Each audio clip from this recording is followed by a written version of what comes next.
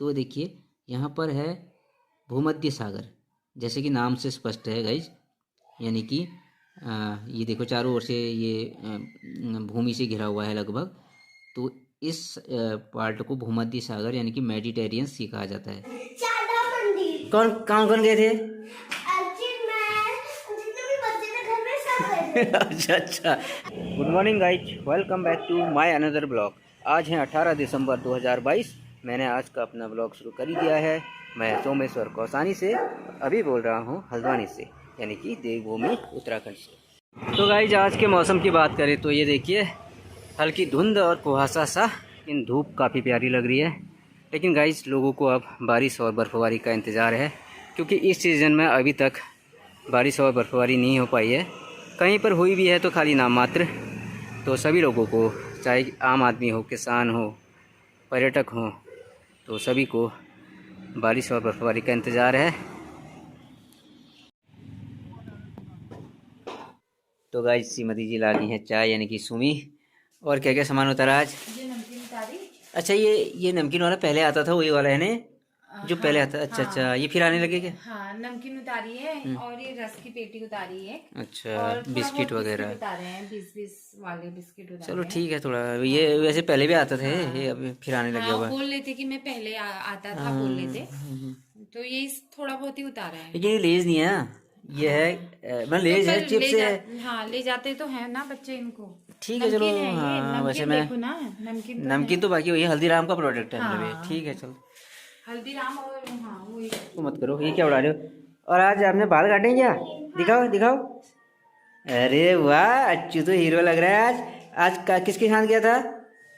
हाँ, दादाजी के साथ गया था। और चाचू लोग के साथ कहीं घूमने गए थे आप लोग? चाचू और आप लोग? हाँ, नहीं नहीं, वो तो खाने की बात कर। अरे और कहाँ गए थे आप घूमने, ये तो बताओ। अरे मंदिर कौन से गए थे ये बताओ ना। चार धाम, बद्रीनाथ, केदारनाथ, यमुनोत्री, गंगोत्री, चार धाम। अच्छा, यहाँ हल्द्वानी के पास, यहाँ पर है ना, रामनगर रोड में ना बस। ये बहुत फेमस है वैसे, वो रास्ते में है, वो नया बनाया है वैसे। वो 10-12 साल या 5-7 साल ही हुए हैं इसको बने हुए, पता है।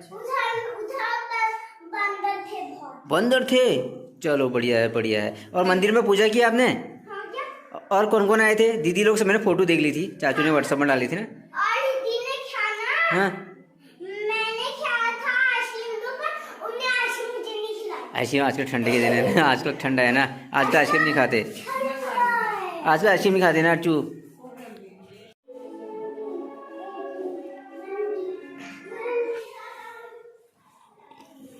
अरे अर्चित, और रिधिमा कहाँ है? रिधिमा, आप भी गए थे ना मंदिर में आज? कौन कौन गए थे? कौन कौन कौन गए थे? अच्छा अच्छा। हाँ। अच्छा, सब दीदी लोग सब गए थे मतलब? हाँ। और क्या था? अरे सुनी थी ना, वहाँ पर मंदिर का नाम क्या था? कहा चार धाम। अच्छा, और वहाँ क्या क्या? दीवार बनाई थी ना बड़ी सी, उसको तो एक छोटी सी गुफा जैसी बनाई थी। दो गुफा जैसी बनाई थी छोटी सी, उसके अंदर मंदिर था इतना अच्छा। अच्छा, तो वहाँ पूजा की होगी आप लोगों ने? हाँ, मम्मी बिस्का पापा सब ना वहाँ पर ऐसे कुछ करते होंगे। दीदी लोग बोलते हैं ऐसे नहीं। हाँ, वो सीधे खड़े वाले सीधा मैंने खड़े हुआ है। और फिर रास्ते फिर आके मोमो चाउमीन भी खाई मतलब? हाँ, चलो चलो ठीक है, बढ़िया, मतलब एंजॉय किया मतलब आज संडे।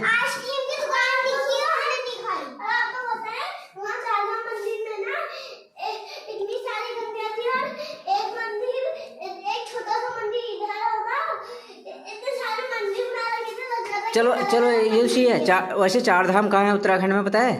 ये तो मंदिर है, चार धाम इसको भी कहते हैं ना, यहाँ पर भी वो क्या है, चार धाम कहाँ है उत्तराखंड में पता है? बद्रीनाथ, केदारनाथ, यमुनोत्री, गंगोत्री। हाँ, तो ये जो है चार धाम, ठीक है। और अपने और देश के और हाँ, और देश के चार धाम को किसको कहा जाता है? बद्रीनाथ, रामेश्वरम, और बताओ द्वारिकाधीश द्वारिकाधीश और पुरी, जगन्नाथ पुरी।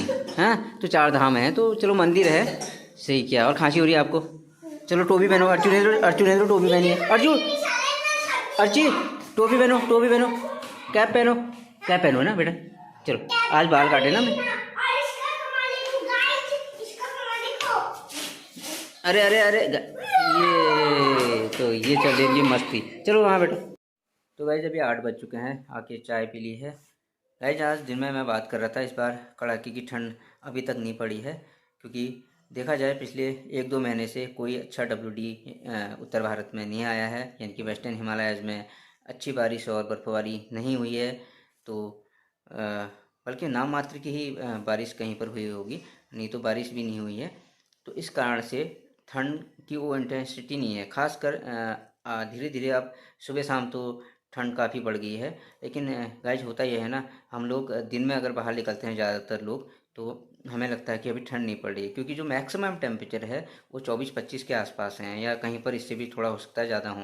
नॉर्थ इंडिया की बात करें, जब तक कि 20 से नीचे नहीं आएंगे, फॉग नहीं होगा या ठंडी हवाएं नहीं चलेंगी, तो ठंड का एहसास नहीं होगा। वैसे न्यूनतम तापमान अभी नॉर्मल जैसे है, नॉर्मल ही है, कोई न्यूनतम तापमान में ज़्यादा बढ़ोतरी नहीं है, लेकिन अधिकतम तापमान नॉर्मल से 2-3 डिग्री अधिक ही चल रहे हैं। तो अब इस महीने के अंत में, यानी कि 25 दिसंबर के बाद, क्रिसमस के बाद, लग रहा है कि एक WD उत्तर भारत को, वेस्टर्न हिमालयाज को इफेक्ट करेगा और अच्छी बारिश और बर्फबारी देगा। वैसे गाइज पैटर्न देखा जाए पिछले 20-1 साल का, तो WD जनवरी, फरवरी और यहाँ तक कि मार्च में अधिक एक्टिव हो रहे हैं। दिसंबर में भी कुछ एक सालों में अच्छे WD आए, ऐसा नहीं है। तो खासकर 25 दिसंबर के बाद ये उम्मीद रहती है।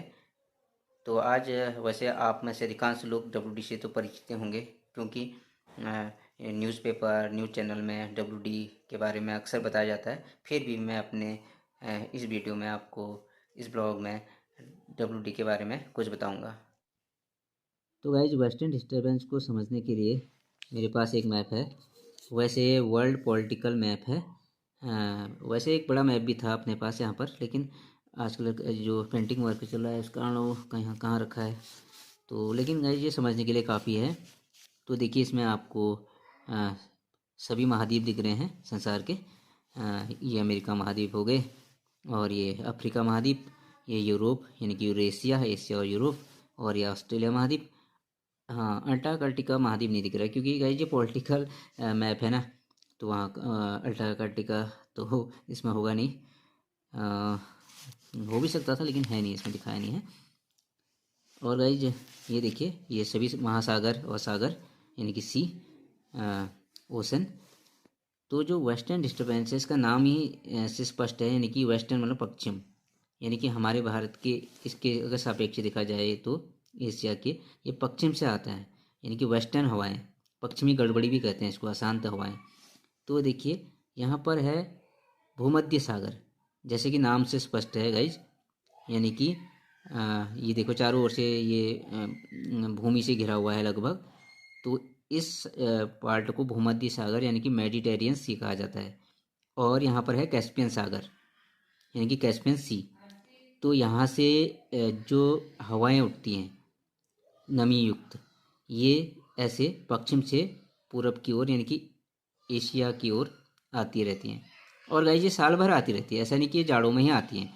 लेकिन ऐसा होता है कि जैसे जैसे सूर्य दक्षिणी गोलार्ध को आता है, तो यानी कि जाड़ों में हम कह सकते हैं कि ये हवाएं भारत की ओर यानी कि वेस्टर्न हिमालय की ओर आने लगती हैं। तो जिस कारण जाड़ों में उत्तर भारत में काफ़ी अच्छी बारिश और बर्फबारी होती है, खासकर वेस्टर्न हिमालयाज में। तो ये देखिए यहाँ से हवाएं आई, इनको बीच में कोई बड़ा अवरोध या पहाड़ नहीं मिलता, तो ये हल्की हल्की बारिश, ऐसा नहीं कि यहाँ नहीं देती हैं, बारिश देते हुए इधर को बढ़ती हैं। लेकिन जैसे ये भारत यानी कि ये गिलगित बल्टिस्तान एंड यहाँ पर हम कहते हैं जम्मू कश्मीर, हिमाचल प्रदेश, लद्दाख, उत्तराखंड, तो यहाँ पर ये जब टकराती हैं हिमालय से, तो यहाँ पर ये काफ़ी अच्छा, जो हमारे सभी हिल स्टेशन हैं, तो जाड़ों में काफ़ी अच्छा बर्फबारी और स्नोफॉल होता है। इसके अलावा फिर ये पूर्वोत्तर तक भी पहुँचती है, नेपाल, हिमालयाज, और पूर्वोत्तर में भी उधर दार्जिलिंग के आसपास, अरुणाचल, इस एरिया में भी ये हिमपात के लिए कारगर होती हैं। उस वहाँ की ओर थोड़ा बहुत नमी बंगाल किसी से भी मिल जाती है, और जब ये यहाँ की ओर आता है, जब हिमालय के पास पहुँचता है तो यहाँ पर दबाव का क्षेत्र भी बन जाता है, एक चक्रवाती। तो उसके कारण अरब सागर से भी नमी मिलती है, कभी कभी बंगाल की खाड़ी से भी, तो ये काफ़ी इंटेंस से हो जाता है। तो आपने देखा होगा कभी जब बहुत अधिक इंटेंस हो जाता है तो बिहार और यहाँ देखिए एमपी और गुजरात के ऊपरी हिस्से, यहाँ तक भी बारिश हो जाती है वेस्टर्न डिस्टर्बेंस से। लेकिन अमूमन वेस्टर्न हिमालयाज़ के अलावा पंजाब, हरियाणा, दिल्ली, वेस्ट उत्तर प्रदेश, यह आसपास के इलाकों में तो काफ़ी अच्छी बारिश होती है। तो ये है वेस्टर्न डिस्टर्बेंस, और इस साल अभी तक ये वेस्टर्न डिस्टर्बेंस बहुत मामूली आए हैं, और जो भी आ रहे हैं ऊपर की ओर जा रहे हैं। तो लेकिन अमूमन ये नवंबर से कह सकते हैं हम, नवंबर से फरवरी के बीच ये भारतीय उपमहाद्वीप यानी कि वेस्टर्न हिमालयाज़ की ओर आने लग जाते हैं। लेकिन अब उम्मीद है इस महीने के लास्ट में यानी कि 25 दिसंबर के बाद एक WD शायद इफ़ेक्ट करेगा। तो ये अभी तक जैसा दिख रहा है, मैंने बताया कि ये हो सकता है कुछ असर करे और प्रभावी हुए, और उम्मीद कर सकते हैं उसके बाद जनवरी फरवरी में अच्छे WD आएंगे। और अक्सर गाइज इनका अगर पैटर्न देखा जाए, ये जनवरी के और जनवरी फरवरी मार्च में ही ज़्यादा एक्टिव हो रहे हैं पिछले अगर 20-25 साल का पैटर्न देखें।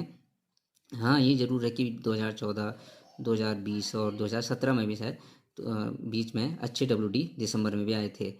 तो उम्मीद कर सकते हैं आने वाले दिनों में, यानी कि अभी दिसंबर लास्ट में और जनवरी फरवरी में अच्छे WD आएंगे। तो गाइज ये कुछ जानकारी थी WD के बारे में, जितना मुझे ज्ञात है या जितना मैंने जाना। और ये WD ये हमारे हिमालयाज़ के लिए और बल्कि हमारे देश के लिए भी कह सकते हैं काफ़ी इम्पोर्टेंट है, क्योंकि हिमालयाज़ में अगर अच्छी बारिश और बर्फबारी होगी तो नदियों में अच्छा पानी रहेगा और मौसम भी मेंटेन रहता है, फसलें अच्छी होंगी। तो ये बहुत ज़रूरी है। तो एक पहाड़ी और एक हिमालयन होने के नाते WD जब आते हैं ना तो काफ़ी खुशी होती है, और ख़ासकर ये टाइम पर आए, मतलब अभी भी जो दिसंबर, जनवरी, फरवरी तक या मार्च स्टार्टिंग तक, इस वक्त WD की काफ़ी आवश्यकता होती है।